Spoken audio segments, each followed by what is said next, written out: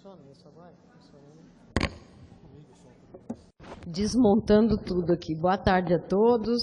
Agradeço a organização do Congresso pelo convite.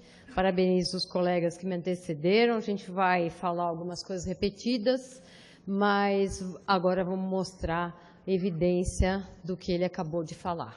Então, os prós e contras de uso dos nossos antimicrobianos nessas particularidades da cirurgia ortopédica, né? Aqui ele falou um ortopedista como um infecto, agora eu vou falar uma infecto como ortopedista.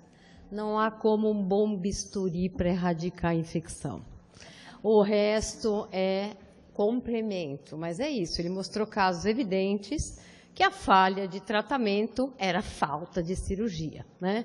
É óbvio que todos esses adjuvantes fazem parte de um contexto de uma situação de dificuldade extrema de tratamento. Quem estava no simpósio que antecedeu esta sessão viu a gente falar exaustivamente sobre isso.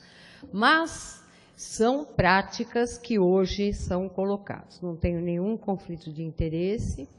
Qual é o racional que a gente lida hoje? Uma infecção de sítio cirúrgico bastante importante mundialmente. Isto não é São Paulo, não é Brasil, é o mundo inteiro, em especial em cirurgias que envolvem implantes, e tenho grandes dificuldades de lembrar de uma cirurgia ortopédica que não utiliza implantes atualmente, né? Então, liberações de tendões, alguma coisa assim. Mas, enfim, porque é um agregado ao tratamento de traumas e deformidades que trouxe inúmeros benefícios. Reabilitação muito mais rápida, mas tem, obviamente, todos os seus problemas. Então, a gente fala de todos esses adjuvantes tratamento da dificuldade, mas vamos ao básico, bem feito. Profilaxia é o fundamental. Então, não só a profilaxia com antibióticos, mas todas as medidas preventivas que nós todos conhecemos e que muitas vezes não são feitas. Então, todo o preparo do paciente que for possível, obviamente o paciente do trauma foge desse contexto, porque ele nos surpreende numa situação que temos que lidar cirurgicamente, às vezes um doente hiperglicêmico, insuficiência renal crônica, vai ter que resolver o problema dele. Mas os eletivos, a gente não pode abrir mão de nenhuma das etapas da prevenção. E o antibiótico faz parte, mundialmente, da profilaxia de infecção em cirurgia ortopédica relacionada a implante. Lembrando que a função deste antibiótico aqui é uma função de reduzir o inóculo bacteriano no sítio operatório durante o ato cirúrgico. É por isso, são drogas relacionadas à ação para a microbiota cutânea e os mais frequentes invasores do sítio cirúrgico e que não têm indicação nenhuma de manutenção por mais de 24 horas na área de ortopedia. Inclusive, existe os guidelines americanos que preconizam dose única de antibiótico para prevenção de infecção em cirurgias ortopédicas limpas, como é o caso das artroplastias e das cirurgias de implante que não fratura exposta. Fratura exposta é outro departamento. Vamos deixar claro, isso que eu falei é cirurgia limpa. Fratura exposta, pelo menos limpa contaminada, não entra esse termo profilaxia, entra um termo de antibiótico terapia preemptiva, em que a duração da manutenção é extremamente confusa na literatura.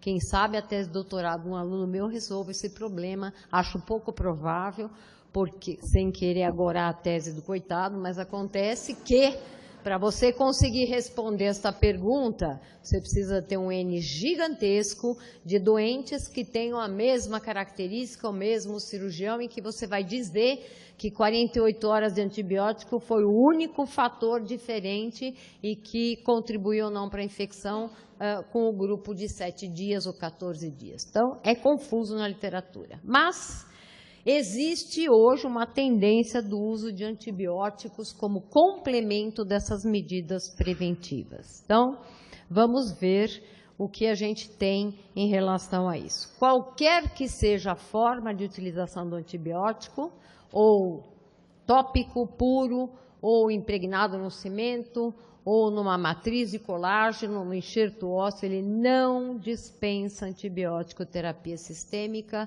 porque tem curta duração. Então, o que a gente sabe do uso direto de antimicrobianos no sítio operatório? Por mais maluco que isso possa parecer, ele atinge concentração muito elevada local. Só que qual é a difusão que isso tem para os tecidos? Não sabemos. Então, ele, no potencial de ação, ele tem uma concentração acima do MIC das bactérias mais comumente envolvidas nessas situações. Agora, ele não dura, ou pelo menos não atinge tecidos alvos. E ele tem um potencial de toxicidade, porque ele tem ações secundárias. É óbvio que a quantidade de antibiótico que a gente joga naquele lugar, a concentração que a gente atinge naquele minuto, ela é superior ao que a gente conseguiria com qualquer administração sistêmica. O ponto é, se mantém? Não, a duração é limitada e depende de um veículo de difusão. Então, é aí que ele acabou de mostrar, nós vamos colocar evidência disso no cimento, evidência no colágeno, evidência no enxerto ósseo. Agora, o que mais preocupa para nós é justamente um excesso do uso de antimicrobianos e muitas vezes com uma indicação incorreta, inclusive na incorporação desses biomateriais, como ele colocou. Os mais comumente conhecidos são a vancomicina e a gentamicina. A gentamicina, todos nós sabemos, é um antibiótico que ainda guarda um potencial de ação enorme para os bacilos gram-negativos. E a vancomicina para os nossos estafilococos, tanto áureos quanto coagulados negativos, e alguns outros também cocos gram-positivos. Agora, a gente pode colocar qualquer antibiótico localmente no cimento? Não, nós vamos mostrar que isso é impossível.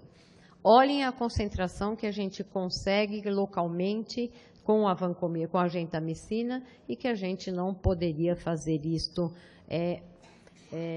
por via endovenosa. Então, aqui a gente vai falar desses tópicos, neste racional de um antibiótico utilizado de várias maneiras localmente. Primeiro, vale a aplicação direta do antibiótico.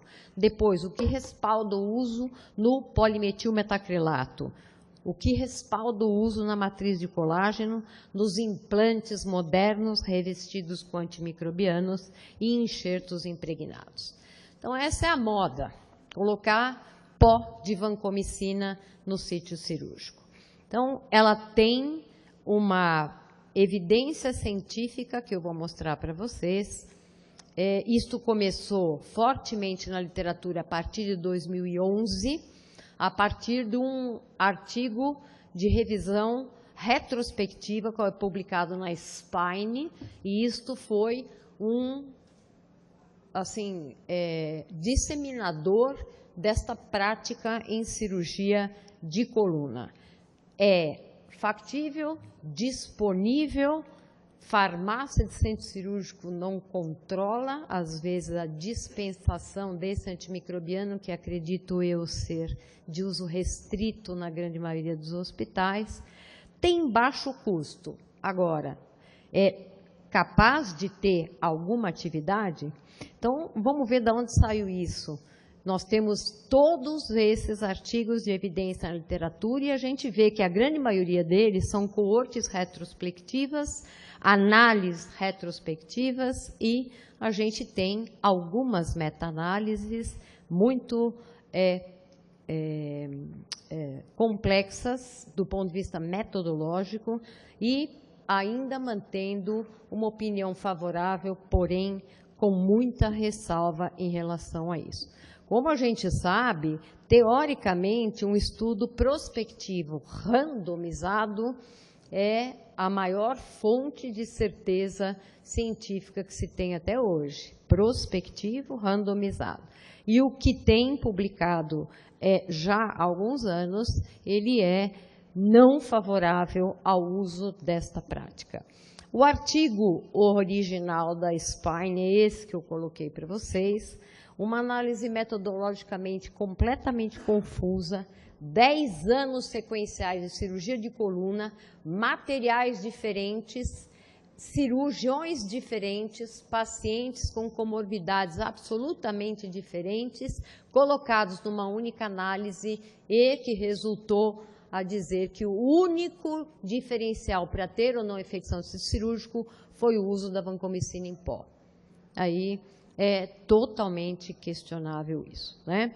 Então, a própria avaliação da meta-análise, depois feita de todos esses trabalhos que eu mostrei, ela coloca que a gente só pode endossar fracamente a recomendação desse uso da vancomicina no sítio operatório. Mas, para quem não lida, eu lido com infecção osteoarticular há muitos e muitos anos, não vou falar quanto para ninguém fazer conta, mas muitos.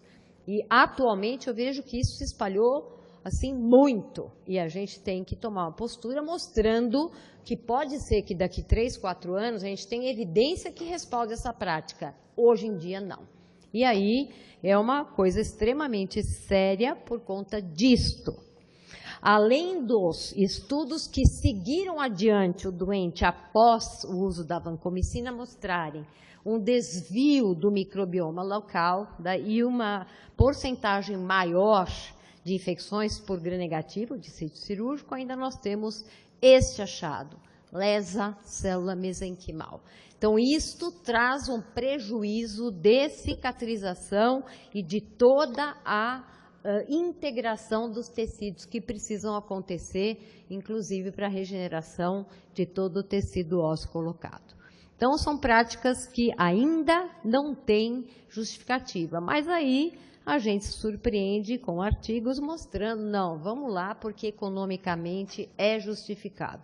Não há o que justifique o que não tem evidência científica e a gente vai lutar por esse princípio em todos os tempos. A hora que tiver evidência, a gente faz. Aí está o cimento que ele mostrou, polimetilmetacrilato, eles fazem essa mexidinha aí na hora, só que essa mexidinha é um processo chamado polimerização, que leva a uma reação exotérmica intracimento de até 80 graus.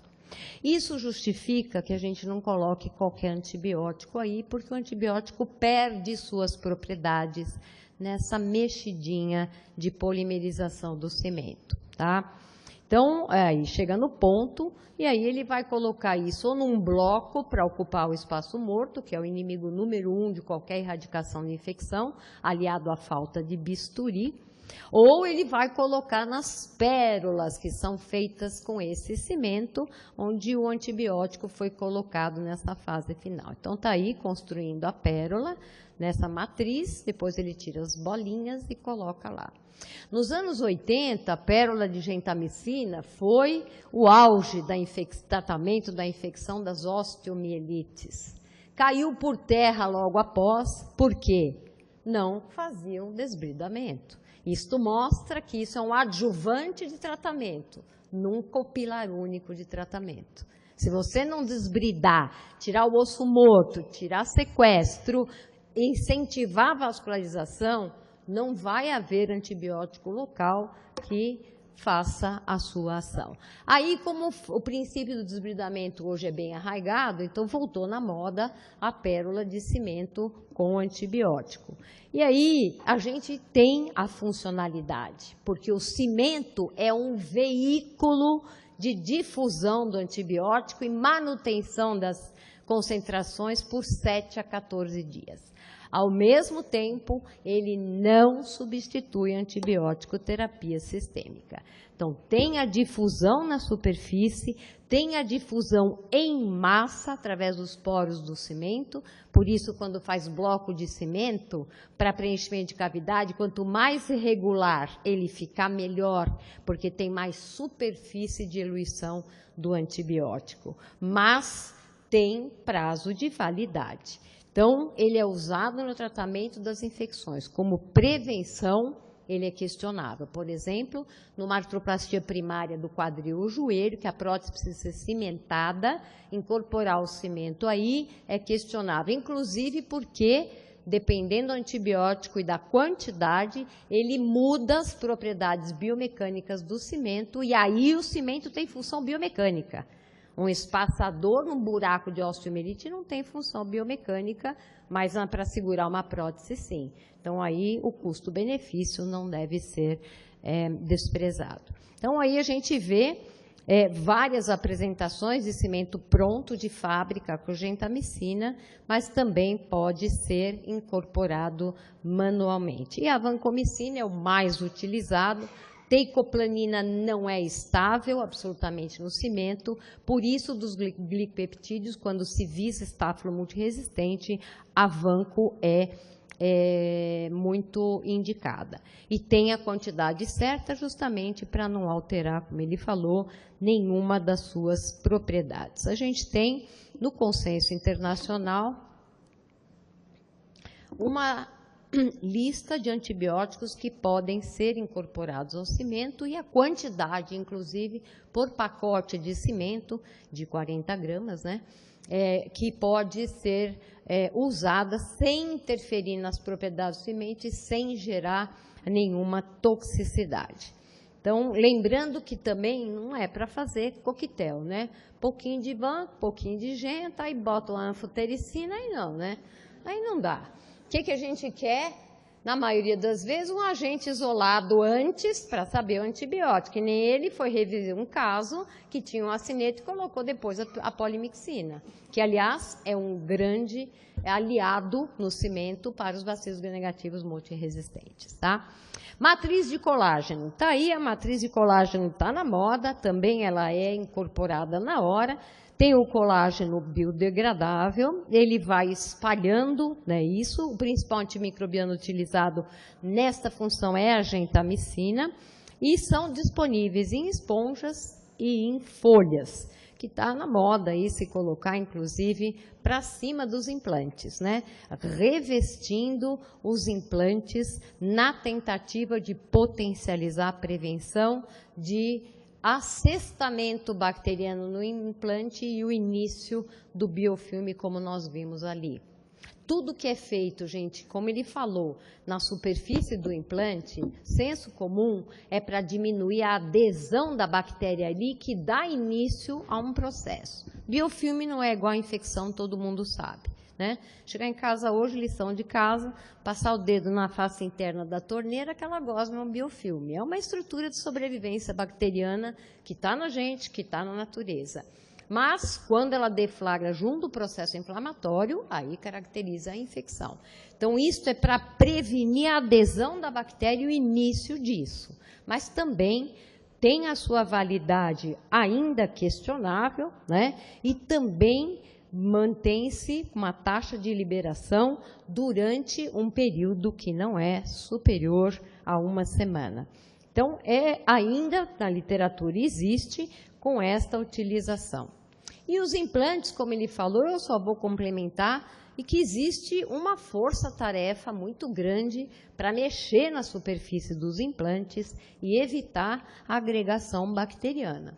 O implante, a própria ação do metal, e isso depende do tipo de metal, ele aumenta muito a capacidade de bactérias se assestarem, porque ele diminui a capacidade de fagocitose dos neutrófilos, a ação química do metal. E aí que a gente começa a ter o biofilme. Então, essas coberturas espertas, né, o smart coating, está na moda em todos os lugares. Implantes revestidos com antimicrobianos. A gente tem hastes intramedulares, megaendopróteses, aí usadas principalmente em tumor, endopróteses, tanto com iodo, quanto com prata e quanto com antibiótico. Tem uma prótese desenvolvida pela O, com cipro impregnado, ela é linda, ela é roxa, mas não está disponível ainda no mercado. Eu ia querer uma prótese roxa, você não ia? É super diferente. Mas isso, gente, é viagem, porque da mesma forma precisa de comprovação. A ação ela tem, porque ela tem a difusão durante o período curto, mas quanto isso repercutirá na parte clínica e na estabilidade do implante, a gente não sabe. E aí tem as preocupações com segurança, com alergia e resistência bacteriana. Então, a gente tem aí as publicações mais recentes com risco-benefício em relação a isso, mostrando que o que temos é seleção de reporte de casos. Case reports. A gente não tem um estudo ainda randomizado, prospectivo, que embase seriamente. E, para finalizar, o enxerto ósseo impregnado com antibiótico, outra coisa que está na moda, só que é uma moda antiga. Ele vem aí desde 1947 e agora ele está um pouco renovado. Impregnação de tobra e vancomicina.